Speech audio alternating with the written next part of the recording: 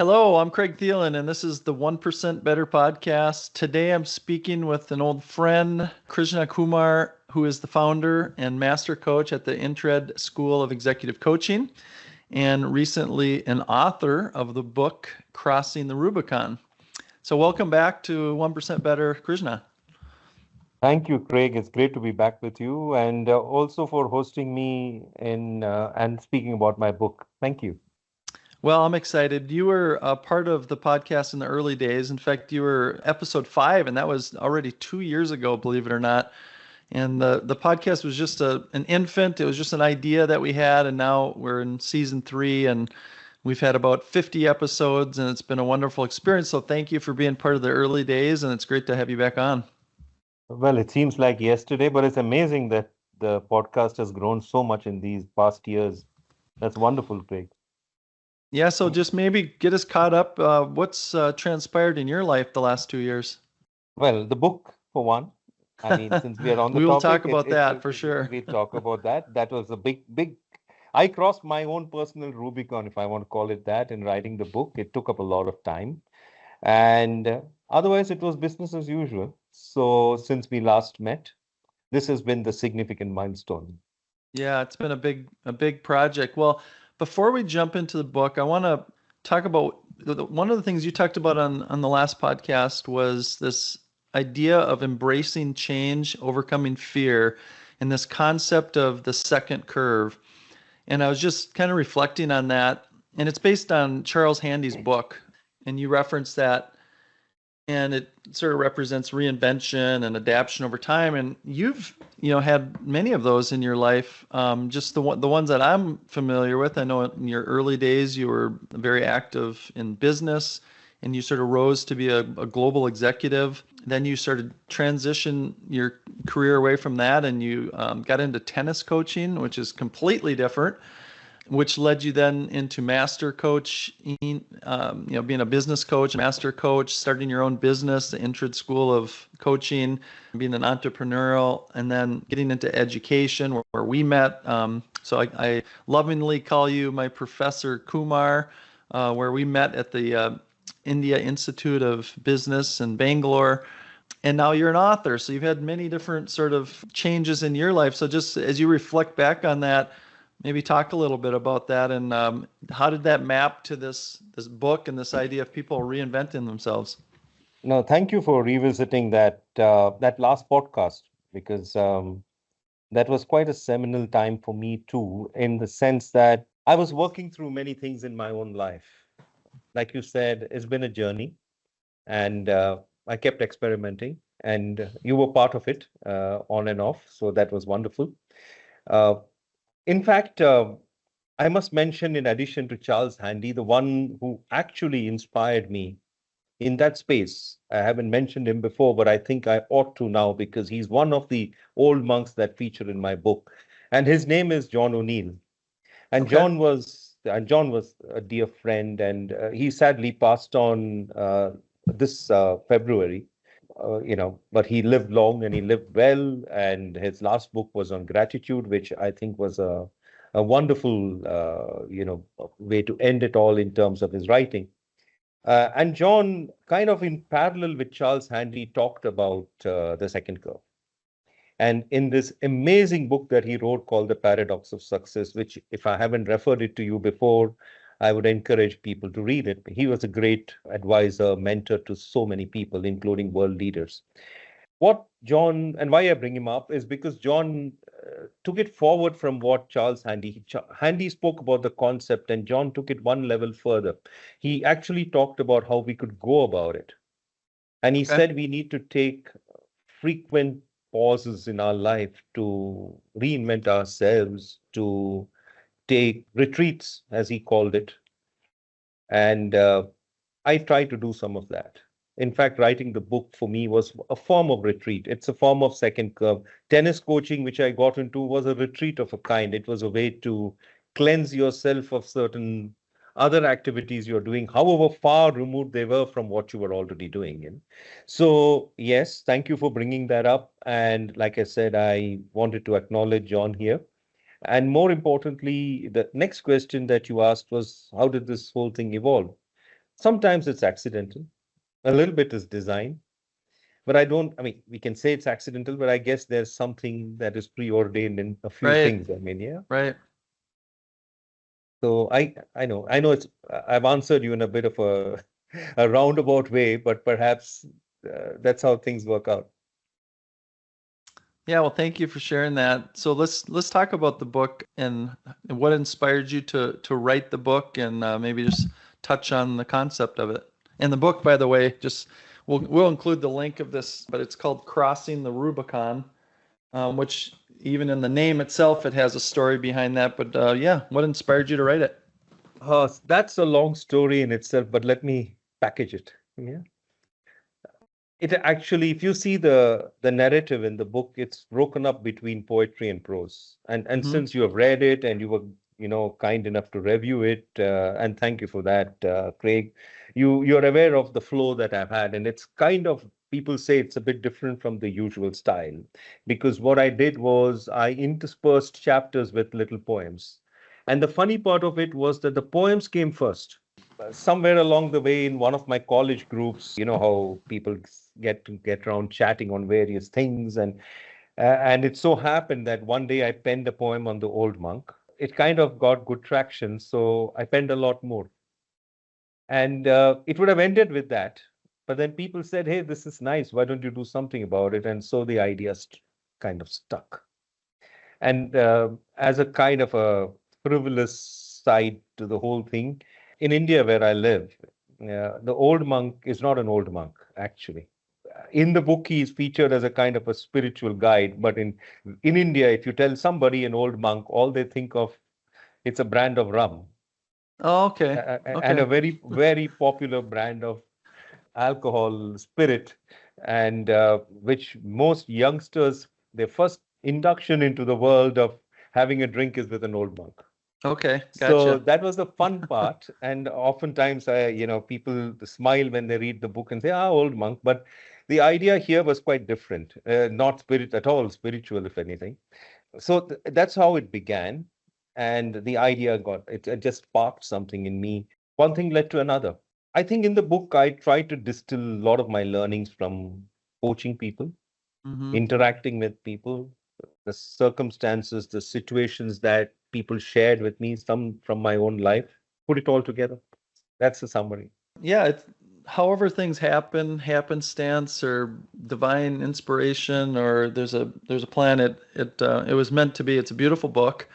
I was, yeah, fortunate enough to sort of pre-read it and give you some feedback on it, and I just really enjoyed it. And as you said, it is a very unique style. I mean, I'm an avid book reader as you are, and you've, you know, given me some wonderful books to read that I've enjoyed every single one, probably a dozen or more of books that you've sort of pointed me towards, and they're all so good. But this one is unique. I would say I can't think of another one that's constructed the same way. Like you said, has poems interspersed in it, and it's got parables, very short, easy to read chapters, but yet, in parable form, a short story that makes you, on the surface, seems like a very simple interaction between an old monk and a business person that maybe is at a crossroads in their life, but then there's deep meaning to it. So I love the format because it is easy to consume on one hand, but on the other hand, it really causes you to think deeply about the meaning of it. So maybe I thought it'd be fun to give people a sense of the book is to have you read a poem or two. So I was wondering if you would be open to reading your opening poem to start with. In the Sure. prologue, I think it gives you a wonderful sort of sense of the book. Oh, I'd be delighted to. Thank you, Craig. So let me just begin with the prologue if I can, if I may do start with that. So again, a little bit of history here, if you don't mind, before I read this one. I mentioned about the fact that the old monk in India is more popular as a spirit. And In the U.S., interestingly, by the way, the equivalent, I think, of that is a rum called Captain Morgan. oh yeah, So a lot of the college kids, and that's if you were to say Captain Morgan, it would be, I think, be the equivalent. I know Captain Morgan. You're absolutely right. It's a very similar thing. And the actual history of Old Monk, and it has nothing to do with my book, was that most youngsters, they gravitate from a soft drink like Coke to something that is a little harder. But Coke, fundamentally, we know is a sweet drink. I mean, it's sugary, it's sweet, and the kids love it. And so, what happens when you're younger in college, in university, and you have the Coke, and then you want to add something to it? And so, the guy who created Old Monk, he experimented, and he came up with this rum that was sweet. And so, of course, the formula goes that you add a little Old Monk to Coke, and soon you have more of the Old Monk and less of the Coke, and so on. So the ratio changes. But how did he do that? I mean, I just, found out, did a bit of research and found out, and then took my own take on it. So here goes. Let me just read it out. Yeah. Uh, and by the way, it was Old Monk was first created up in the Himalayan mountains. So, all these bits and pieces. Uh, so here goes. In the mountains lies a special brewery, a destination for the cognoscenti, where you'll meet man's truest friend, an old monk, a druid, the stuff of legend. He brews an elixir to quench the driest thirst, has a recipe that overcomes life at its worst. A mix of cinnamon and vanilla, a dash of lime, all garnished with a hint of mint or thyme. One that will send warmth up any spine, beat the best of any ambrosia or wine. A sip and you scream, a man's come of age, ready for battle on the big stage. But for distilling that euphoric blend, Old Monk uses a special ingredient, one that's tough to comprehend, hidden as your soul's deepest intent. Beautiful. Thank Thank you. you for that. Thank you for that. And again, it gives a little bit of a taste of the writing style. So let's talk about, maybe just break down the book a bit, and what are some of the key concepts in it that you would maybe highlight as some of the themes. Yeah, the the underlying theme is a journey, Mm-hmm. and which is why I call it the wisdom trails with the old monk, because the chief, the business leader who's on vacation, wanders into the mountains and runs into this gentle old fellow, on a walk. And we call it serendipity, we can call it happenstance, we can call it karma, we can call it anything. But that one meeting, which otherwise may have been just yet another encounter, this time actually goes and starts the process of transformation. And that's really what the book is all about. It's a journey. There's this kind of magnetic attraction that the old monk has on the chief, who otherwise is a head honcho, a powerful man, ambitious, driven, and suddenly he finds himself in a space where he is unable to forget that meeting and wants more of it. And in each of the chapters, the conversation really takes this person into probably exploring himself a little deeper, trying to understand what his inner drive is, his inner motivation, and why he's doing what he's doing. Earlier, much of what he did was just, follow a path, not necessarily one he set out on, but one which just took him along. And now he questions that. And over the course of the writing, perhaps, like I said, I had the poems, and I had the poems was one side of it, the story was another. And somewhere, I don't know, I mean, it just flowed at some point. It just all came together. And the one that was probably the trickiest part for me was to put it together in the last chapter, which you have read, and where I tried to sew it all together, because that wasn't planned. But the rest of it, yes, I had a certain flow to it. So it's really a journey that people take. And I got asked the question, what are you? Are you the old monk or the chief? Where do you see yourself? And I said, actually, I see myself not as the old monk. I see myself as the chief, because I wanted to be on the journey. And, you know, the old monk kind of symbolizes people I met. Most of us do. I think you would have, I would have, others will have People who listen to us would have met many of them. The trouble is, you have to be fortunate to be able to get the best out of those people you meet and take all the wisdom they can distill into you and find your own path. Yeah, that part was quite interesting for me in itself, because when I read the book, I envision you as the old monk, and in some ways you are the old monk to me. When you said, well, no, I'm not the old monk, I'm actually, the person kind of finding his way. And I think it's all a perspective. I mean, we all are both of those things at different times in our life, and maybe at the same time, to some people we are the old monk, maybe to our children, to people that we have influenced. Of course, we all are, finding our own way and learning from others, and so we're the person. So that's kind of an interesting thing as well, that we are both of those things at different times. So, the other thing that it reminds me of is a book and a movie that you pointed me to, called The Peaceful Warrior.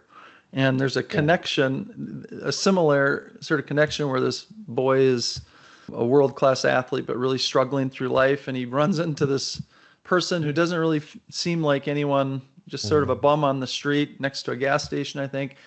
And all of a sudden, this person has great wisdom, and he gets more and more curious, and it opens up a whole new world of self-reflection. And whatever his problems were all within, not the external where he was pointed. So there's some, I thought of that, several times in your book, how the interactions went. So yeah, I think one of the things that the book really does for me is it challenges us to reflect on ourselves and to look, inside for answers and some of the challenges. So I'm just curious, there's a lot of books on leadership out there in the world, thousands and thousands, maybe one of the most written about topics, leadership / learning, self-discovery, transformation, et cetera, et cetera. Yeah. Why do you think this is important now? The concepts in the book, self-reflection, looking inside, in this world that we seem to have all the knowledge in the world at our fingertips. We're in this fast-paced digital world. Why is this book important now? That's such a hard question, funnily enough. It's an easy question. It's very hard to answer, because why is a book so relevant? As readers, I think every book has relevance to us. There's lessons in everything. But why I did three things when I wrote this book. One, I wanted it to be an easy read and a quick read in terms of number of pages, easy typeface, because I knew the world had gone so fast, no one had time to read a 400-page book. It was just not going to happen. The second thing was, even though it was going to be less number of pages and easy read, I also wanted it, as much as I could, to bring in some amount of, as you said, opportunity for introspection, reflection, questioning one's own path. And the third thing I had tucked away at the end of the book, and if I can give that away, and that's the most important part, which I talked about, was how to lead what I called the virtuous life. Now, people have many definitions for that. They call it, satisfy, fulfilled, all these words that people have. But I just found myself the right word when I said the virtuous life, because the way I see the world moving, that's missing. There may be so many reasons for that. Who are we to judge what the world is about? But all I do know is that the virtuous life, as I tried to package in it, was all about having balance and compassion, and those things were missing. In the world today. Even if we don't get it, at least we should try for it. The two things that I just brought up, balance and compassion, is sorely missing. So even if I'm able to tickle someone's thought process and they say, hey, that seems like something we need to work on, then we are that much ahead. And that's what the book would all be, useful for. Yeah. I mean, what do you think? You've worked with a lot of executives and you have a good sense. You've traveled and worked and lived in different places in the world. What do you think are some of the biggest challenges that people are facing today, those pitfalls? And how do you think that some of the concepts and stories can help people with that? There's so many stories and so many concepts. You said that in every book, the world is full of books that have concepts and stories, and this packaged in so many ways. Mm-hmm. But what I really think this would help people is that I've given instances that are as practical as one would get, as real as we can be. For instance, a young nephew comes to you and says, I'm, deciding to do something with my life. Mm-hmm. And this youngster may be 20, 30 years younger than you. And there is always the tendency to be helpful and say, hey, I've got the plan for you, and this is what I want you to do. And this happens to all of us.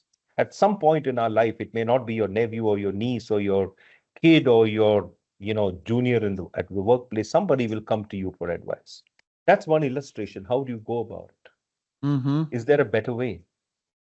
Then there's the other topic, which I think you liked a lot, which is the mask. Yeah. And it's something we take for granted, isn't it? I mean, through the course of a day, the number of masks we all wear is unbelievable. And I often joke with people saying, maybe we can't help it when you're with with elderly people, your parents, when you're with your kids, when you're with your peers, when you're with buddies, when you're with bosses, vendors, clients, we all wear masks. The question we ask ourselves is that the right thing to do? Most of us justify that and say, yeah, that's fine. That's what we need to do. That's how it should be. And then there's the other deeper question, that is it really that is that the definition of authenticity? Mm-hmm. Would the Dalai Lama wear masks? I mean, and this kind of deeper question that comes up, that's what I really wanted to try and do in the book. People who read it picked up a few of these I thought was the most important and relevant to modern living. I've just given two instances, very Yeah, different those are ones. great. I would love for you to. I did that mask notion really did sort of open my eyes, or it forces you to just look at yourself in a very different way. So would you be open to reading that poem, The Mask? Another one, yeah. Sure. I can. I think I already spoke about it, but I think we Chapter can. 6. Yeah, I think the poem though, I'd love to hear you. You have such a poetic voice as well. Oh, thank you. So, yep, here goes. Uh, I called it the mask. As time marches through a single day, we don identities for the parts we play. Personas that are but an effort to please in settings where we don't feel at ease. A lurking impostor that peeps out in fear, playing out a masquerade to appear sincere. That makes us spend many nights awake, worrying when we'll be labeled as fake. When our concerns cause concealing, masks adorn us in unappealing shapes. Peeled, these masks leave no traces. Are we, old monk, a result of myriad faces? Wearing masks, chief, keeps us safe, blocks our true self from freedom to grow. Don't live watching how the wind blows. It's tiring to switch from pose to pose. Discarding masks can bring much relief, help turn over a new leaf, strengthen belief.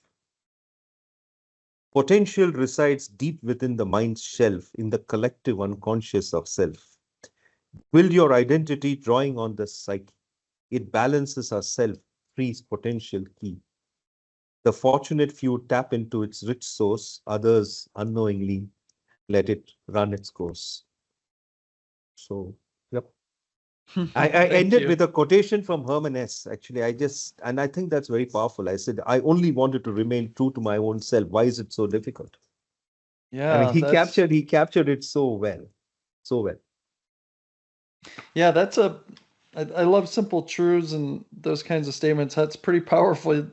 A lot of people could spend a lifetime and have spent a lifetime to try to figure out who their own self is and how to become them, how to become the best version of themselves or the true version of themselves. So yeah, a lot of deep stuff there. I love the poem. And I think, one of the things, it's just the first thing is, in a lot of these processes that we go through, the first thing is just to recognize, where you are. So the first step in this case would be, what mask am I even wearing? and to just ask yourself, what mask do I wear over a course of a day, a week, a month, in different settings?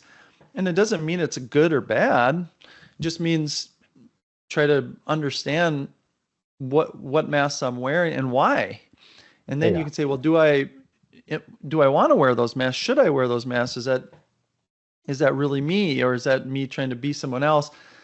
And then it leads you to other questions like, am I defining myself? Some people, we define ourselves as a title or as a role. Like I define myself as a father, or I define myself as a friend, or a title at work. And inevitably, roles and titles are temporary. We're not, a dad in every circumstance.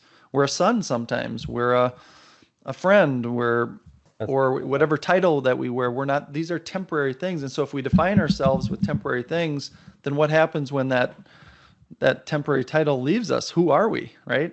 So I think it's just an example of how, this book. And what I also love about it is when you talk about being authentic, this book is really authentically you. A lot of books will tell you this is what it is and how you do it. And it's very sort of mechanical, and it's, sort of telling you how about this concept. This book doesn't tell you anything. It leads you to things. It causes you to ask things about yourself. And that's, to me, working with you probably now almost 10 years, and first as a student, in one of your classes where you taught us about the inner game of tennis, and you taught us about coaching, and then going through your coaching program, I often found myself asking you, well, how does this work, and what's the answer to this? And very rarely did you give me a direct, straight answer. You would somehow weave it into a story, or weave it into a question back to me that caused me to try to figure it out for myself. And so that style that you have is in this book.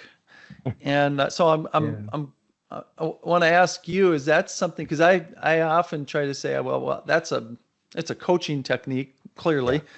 The monk does it, beautifully and artfully in the book, but it's not as easy as it seems. So is that something that you always had in you? Is something you developed? How did you develop? And do you continue to sort of struggle with always finding the way to help people find the way? And because sometimes it's not easy. Sometimes they reject it, they ignore it, or you want to kind of take the shortcut. So I'm just curious, on yourself, how did that transpire? Well, I think I've written in the book also at the end in my acknowledgements that I was lucky to have trained and worked, Tim Galway being one of them, John Yes. O'Neill, Mihai Csikszentmihalyi, and all these people, Captain Pawan Murthy, many of them very senior for people. Everyone injects a little bit into you and goes away. It's how you use that.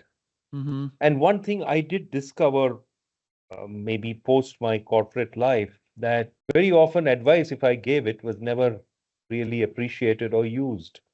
And what people actually appreciated was what you left them with, and not advice. I've had a person meet me many years later and say that you asked me a question, I'm still figuring it out. I'm still trying to figure out what, and I had no clue what I had told him. I didn't even remember him very well. And when you consider those episodes or interesting situations you face, then you kind of strengthen your belief that probably that's the way, and then it becomes a part of you.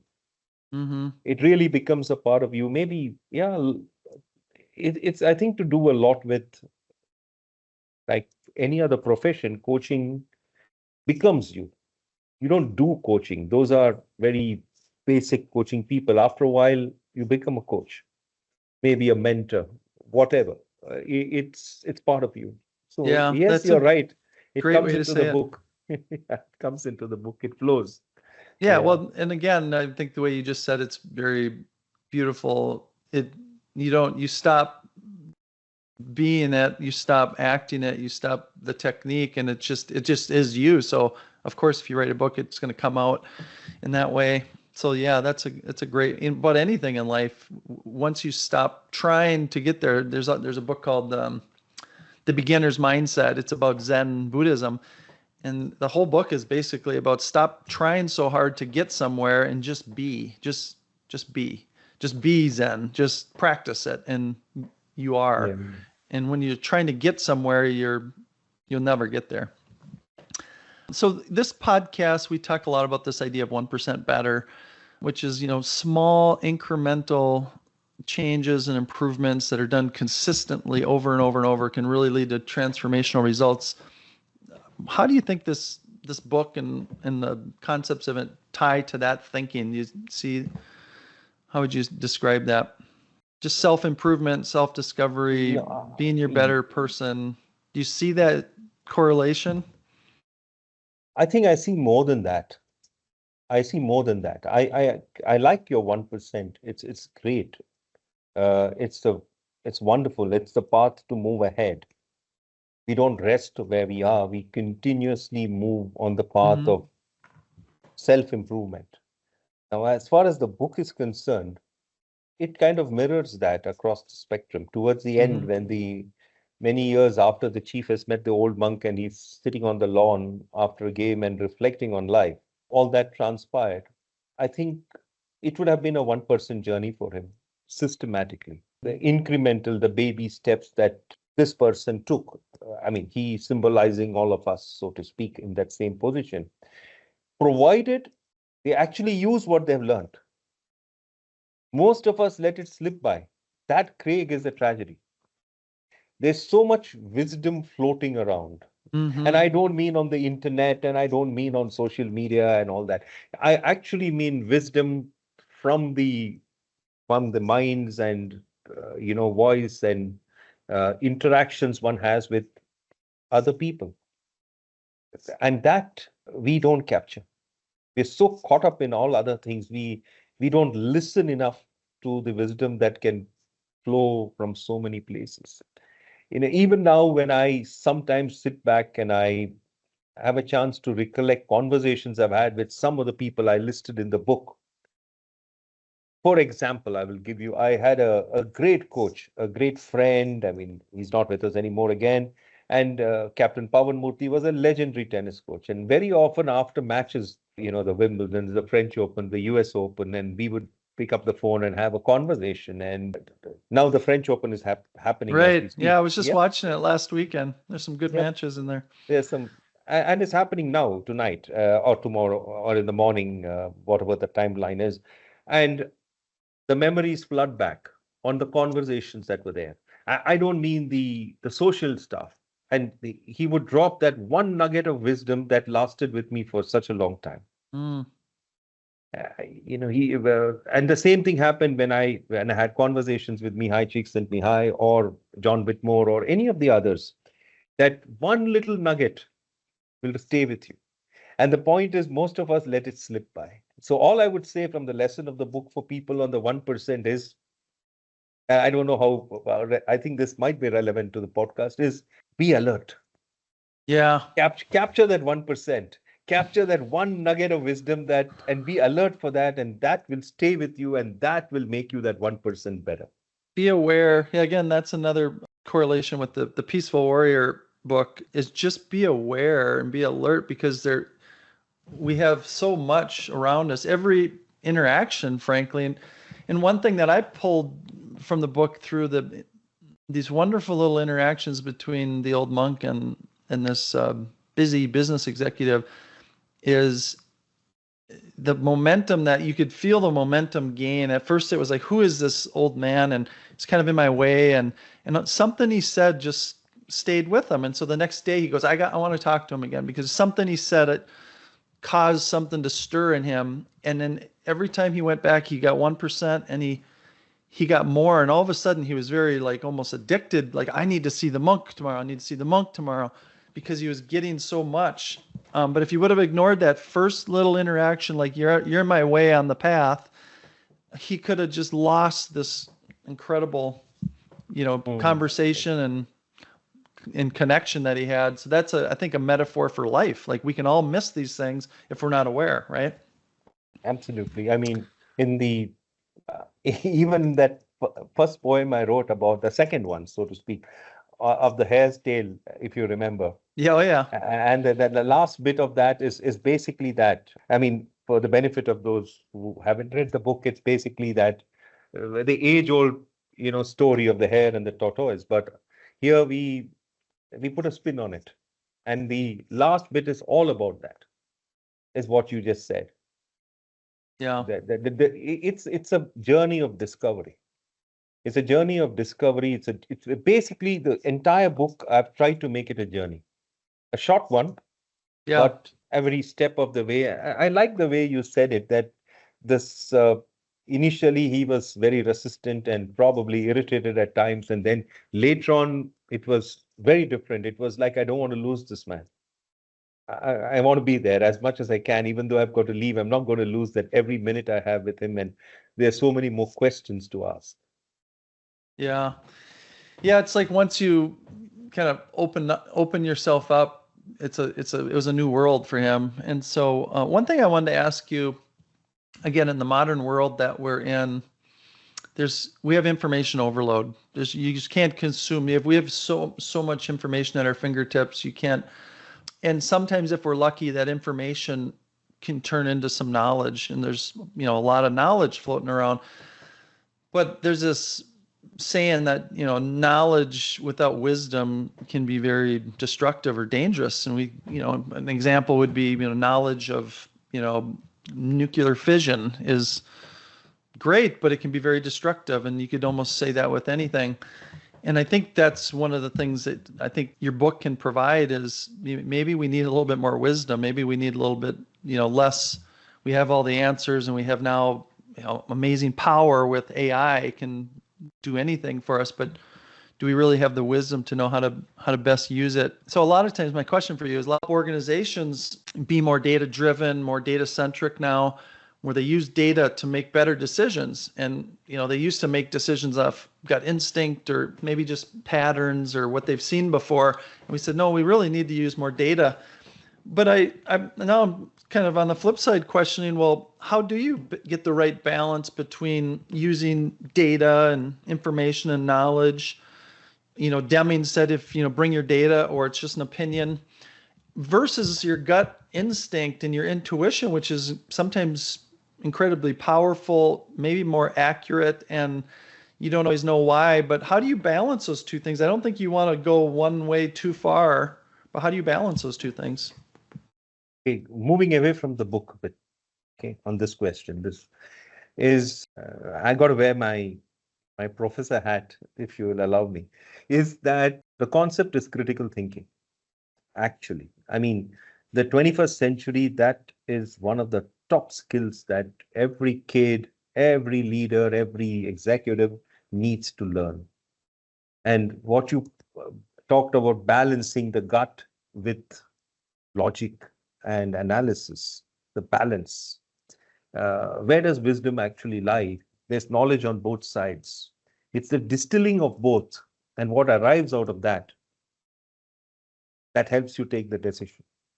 Now, people may say the wisdom is stored in the so-called gut. And on the other side, we have reams of data analyzed through AI, algorithms, and all the rest of it. The question is, how would you take your decision? What makes you take that call? And how fast will you do that? That's really all about critical thinking and the learning of critical thinking. I moved away from this, but I think that if I had to provide some input to somebody, I would say that, hey, practice that. That's the only answer. Now, what is critical thinking? You can run a 10-day workshop on it, but that's a separate matter. The issue is the answer lies somewhere there. Mm-hmm. Ultimately, it's wisdom, but how do you get to that wisdom? Yeah. And when you look into that world of critical thinking, it works on stuff like our biases, our prejudices, our expectations. Today, the world is driven by that. The way we are being influenced is enormous. So to be able to detach and to see the more holistic picture, the right picture. And here, this is maybe the answer. As I'm speaking to you, I'm also trying to get an answer to this one. So oftentimes I ask people, what do you want to be? I mean, let's get back to the more philosophical one. Let's really ask ourselves, because every time you take a decision, and I don't really mean buying a new shoe or a shirt. Right. I'm talking about Big taking a serious decisions. Yeah. decision. Yeah, I mean, even if it is like switching home or relocating or something a little more significant, oftentimes we do it and then we question why we have done it. And to be able to do that, we need to be able to have that one big, I would say, vision in front of us and ask ourselves if every step that we are taking maps to that. And that's what was there in the book when I talked about the virtuous life. I said that was my vision. Now, you may have another one. Somebody else will have a third one. And that, in coaching theory, is called the ideal self, the true self, the self that you want yourself to be talked about one day, 50 years down the road or whatever, when we are not there on this planet, and somebody reminds themselves there was this person. How would you like to be known?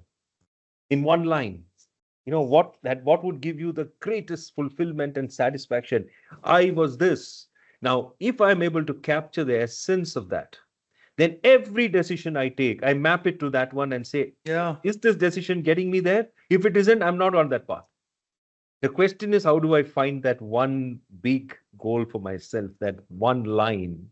That's the meaning of life right there, right? That is the biggest topic, the vision, the dream, the enlightenment, the virtuous life. Are you in full alignment with who you are and where you want to be? That's it. And then, and all the decisions you take are Become easy easy. then. Right. Because I mean, I'm talking of the big ones, like not Right. what toothpaste you choose or your shirt, but talking the big ones. Because in which case, you know that this doesn't map with my ideal self or my true Right. self or the self I, visualize for myself. And at which point in time, I'm not going to take it, however interesting it looks. Yeah. Yeah. There you go. That's beautiful. Well, that's a perfect segue into I think there's a story behind the title of the book that relates to that, Crossing the Rubicon. Can you tell us that? You want me to give away the spoiler on that story too? Why not? Yeah, I mean, We it's just a gave very away the well-known meaning story. of life. We might as well do that. Yeah, absolutely. No, I mean, I really like that story, and I don't know if you, I mean, it's there in the I book, love it. Yeah, it's a great one. and for benefit of those who are listening in at some point, I would basically say that it's very easy story. Everybody can find it if you just Google it or if you have heard it before. But it's to do with the Roman Empire and Julius Caesar. I mean, it goes Mm-hmm. back to that, Mm-hmm. and but what's the essence, without going into the whole story, but what was the essence of that is really in many ways captures what I wanted to do in the book, which is that if every one of us, like Julius Caesar, we have that dream, that ambition to do something, but we never take that one big step. I mean, let me just take this example. You and I have spoken about it, Craig. I can assure you that between us, we know at least 20 people who want to write a book. Yeah. I mean, at least 20 between you and me will say, that's in my plan. How many actually cross the Rubicon? Because it's very nice. It's a really nice thing to do. But how many would actually take that big plunge because it comes at a price? That is what the essence of the book was. Mm. Take the plunge. In this, the story, the episode has the chief having to take that call. And most of us hesitate. There's a big fear. Mm-hmm. There's a huge fear that holds people back. That's the single biggest obstacle to progress. Yeah. And as a That's the coach, crossing the Rubicon, and that's the decision that Julius Caesar had to make. Was I going to take the easy path and just retire and have riches and fame, or was I going to do what I felt was why I was born, which was to, be the emperor of Rome. free the Roman Empire from tyranny and to, free the people and to, but it was going to be possibly death. It was going to be possibly torture. And, that was him crossing the Rubicon, which was a river. And he made his decision once he crossed that river. It was very symbolic, right? Very symbolic. And it's rumored that the one bridge across the river, he burnt it. Not that it was a very important one, but it was really like a symbol to tell the army Yeah, that there's no going back, you know. right. And that I have seen it so many times in my coaching practice. I have seen this a lot, and I'm sure you have with all the experience you have and the interactions you have with numerous colleagues and clients. How many times there's so many people who say, I would like to set up my own business, I would like to Sure. do this. And when you ask them, when are you going to do that? They'll say, maybe after this, after that, after this, after I Tomorrow. have a, yeah. I mean, it's simple one like that. I mean, so we do have those little crossroads in our life, and most people, the rivers, most people won't cross. So this book, I hope, will inspire some people to come in touch with their real Yeah. dreams and take the plunge. Well, in some ways, you writing this book was your river. You're crossing the Rubicon. So I'll finish up with this question: Is you crossed the Rubicon? You wrote this book. What did you learn about yourself going through this experience? The hardest thing I've done in a long, long time. Okay, I'll tell you a few things that I had to do which were very tough. I wrote poems, and the poems were, you know, poems are very funny things, creatures, because you kind of compress, you distill, you squeeze down all the stuff into few words. Right? I mean, you have this idea and you put it together, and you've got to finish it in a few stanzas, and you've got to have everything in them. And then the other side, you write a book. And my editor, when I started writing it and I had conversations with her, all the feedback that she was giving me was just expand it, describe it more. And my brain was lazy. I was so used to compressing that this expansion was bothering me, because she'd say, describe more of the old monk, describe a tree, describe this. I mean, and it was like a mindset shift. That was the challenging part. I learned that, that I had been lazy in my writing, and I had to stop being lazy. It's a completely different thing. And that was a big learning. The other learning was that there was a lot I wanted to share. And at one point in time, we actually had a conversation. I said, "Okay, should I add another chapter or two?" And she said, I think it's good as it is. Mm-hmm. So you really need to be able to draw the line. And it's interesting that, then the story comes to place, because this isn't a thriller.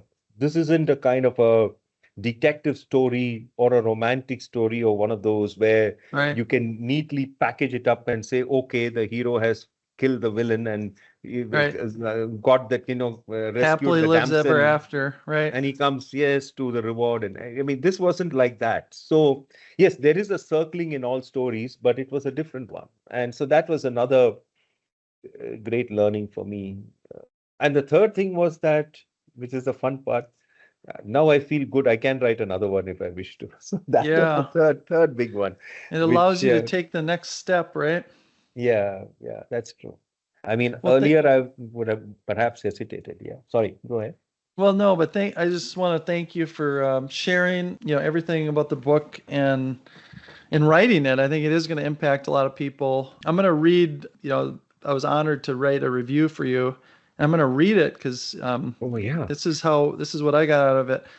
A beautifully written and thought-provoking story highlighting the value and beauty of living in the present moment with a gentle but clear nudge towards self-discovery. The old monk's tales will make an immediate and positive impact to your personal growth and stay with you long after you turn the final page. And I believe that. I think this is one of those books where people are going to hold on to and read over and over and pass on. And I think you've created something really special. So thank you for doing it. And thank you for sharing that with us today. Thank you, Craig, for the opportunity to be on this podcast, to talk about my book. I truly appreciate that. You've been a great friend, and I hope that we will continue this conversations going forward. Thank you, Krishna. Thank you, Craig.